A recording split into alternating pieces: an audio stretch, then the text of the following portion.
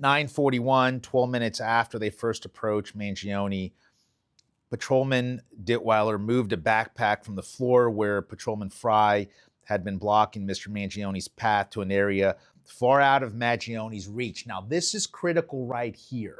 This is where I think the government's going to have an uphill battle. We're talking about a search incident to a lawful arrest. The identification that was provided to law enforcement was a false identification of a Mark Rosario. That in itself is an arrestable offense. When you're arrested for a criminal offense, the officers, for officer safety, can search your persons. That's an incident to a lawful arrest. I talked about this a couple videos ago when Jack Doherty was arrested. There's a photo that's depicted.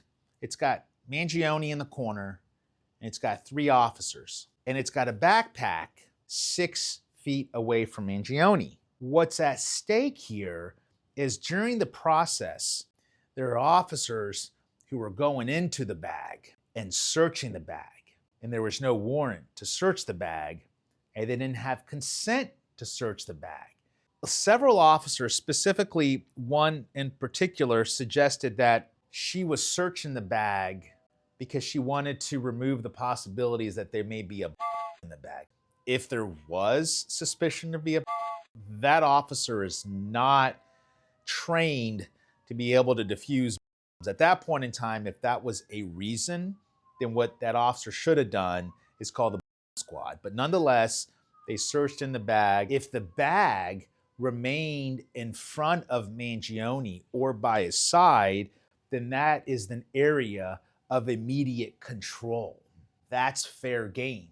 Because the officers moved the bag outside of his immediate control, that's problematic. They should have protected it, not searched it, and requested a search warrant, gone to a magistrate or judge, filled out an affidavit, a sworn affidavit, and asked permission to get into the bag.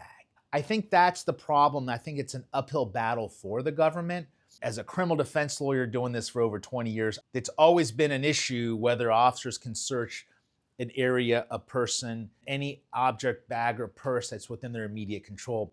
I've won issues this way. I think it's clear from the photo that the bag was not in his immediate control. So the officer, by searching the bag, I think created a warrantless search.